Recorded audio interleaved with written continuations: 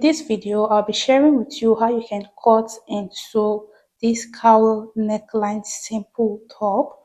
I'll be sharing the most easiest and the most detailed method on how I could achieve this particular top you can see on the screen. So quickly, let's get started. Greetings and welcome to my channel. We're going to start by drawing a straight line. You can make it tiny, you can make it bold, but for me, I'll just make it bold because my masking tape is covering some inches. So I'll just use the full of my rule like this. So all my measurements will start immediately after these 2 inches. Now I'll go ahead to just mark my bust point and the full length of the blouse. So this is the bust point, BP, and this is the full length. I don't need the half length. We don't need the half length because it's kind of a free top. Okay, so on this startup line, we'll go ahead to mark our shoulder measurement divided by 2. The armhole depth is not really necessary, but we'll just mark it out for now. So for the armhole depth, let's just say we are using 9. So I'll just connect straight. So next, I'll go ahead to mark my bust measurement divided by 4, which will give me 10. Now, whatever your bust measurement is, because we will not be adding zipper to this, just add half of an inch for ease.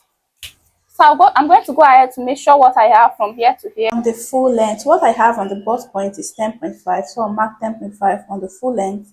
I'll connect this with a straight line to the bust point. Do not add any shaping to this point because it's a free top without any fittings. So I'll go ahead to mark out my basic neckline of 3 by 3 and I'll connect it like so. Come down the shoulder by 1 inch and I'll slant it to the neckline like this. So next, we are going to go ahead to come out after the neckline by 1.5 inches. Just mark it out and you leave it as this. Then I'll go ahead to repeat the same thing I marked out on the front on the back part. You're marking out exactly the same thing on the back pattern, okay? You're working with the back part first. So I'm going to be using the bust point line as the neck depth of the back part. If you decide to make yours deeper, it all depends on what you want. But for me, I'm using my bust point line as the depth of this blouse.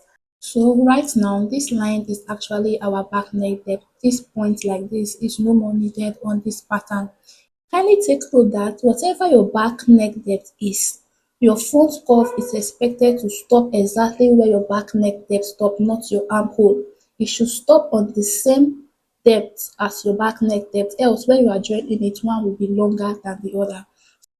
Previously, I marked 1.5 inches away from my basic neckline.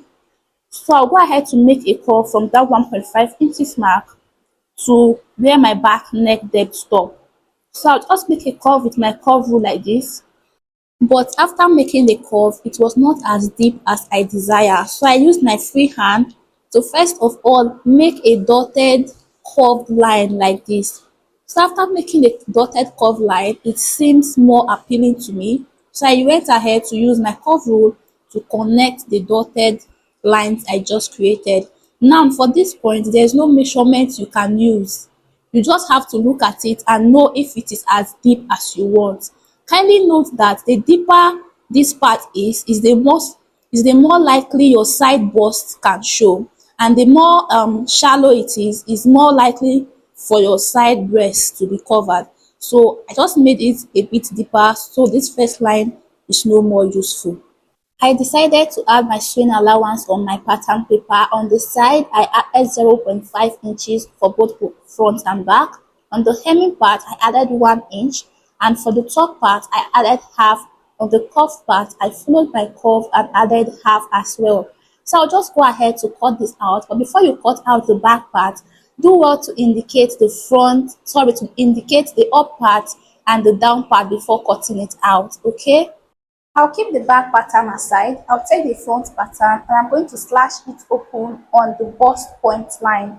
Now, while you slash it, you are supposed to carefully slash through. Do not cut through the paper, but you should stop very close to the tip of the line, but not cut through the line. This will help spraying your pattern very easy. So as you can see, I got a full pattern. This is because you need it to be as wide as possible. So you want to place the front center on this very straight part of your pattern. You just want to start from immediately after the cut, some inches upward. So I'll use my masking tape to hold down this first part of the slash like this. Spray this open. Be careful with this pattern at this point so it doesn't break off. Now the inches you spray this should be around at least 8 inches and at most 10 inches. As you can see at this point, my pattern has just broken off. So what to do if your pattern breaks off like mine? You take a masking tape and you hold it at that point together, just a little bit, not plenty. Next, go ahead to spray this open and use your masking tape to hold it down. Now, for how wide I sprayed this, I'm going to measure this out, and I sprayed mine by 9.5 inches wide. This is how wide the spray is. So what next to do, from this tip of your neckline here, you are going to make a very straight line, not minding if it cuts across this point. So I'll just measure my armhole like this. And what I have as my armhole is 14. The pattern left at the top should be 2 inches longer than what you have at your armhole, okay? So make sure the pattern left at the top is 2 inches longer than what you have at your armhole. So I'll go ahead to place this pattern of fold on this line I marked, knowing fully well that what I have at the up part is more than what I need. So starting from the shoulder, I'm going to cut this out following the armhole curve, and you should make sure it exceeds the armhole into the bodice by 1 inch. Lift up your main pattern, then following the part or the point where you cut out at top, just cut a straight line to meet that point on the side like this. When you are done cutting, you notice this one exceeding the straight line, but just leave it like that, do not cut it out. So I'll go ahead to open this up, and when you open it up, this is the shape you are supposed to have. So I'm going ahead to cut this on fabric. I'll be explaining the back part first. For the upper back part, you can see this is the up part. I went up an extra 1.5 inch and I cut this on fold. Now the essence of this 1.5 is so that we can easily hem the back neckline without having to cut another hemming fabric. So I notch the side for the fold so that I will remember to fold it in when I get to that point. So I've gone ahead to cut out the front part. When cutting out the front part, these are some things you should take note of. First, if you are working with a Dutchess fabric, make sure you pin it all around as you cut, and also take note that the shoulder point is cut out accurately and gives the shape. Now for the front center, I cut it on fold, and because I was working with the Dutchess fabric, I added my sewing allowance on the pattern because the fabric is very slippery.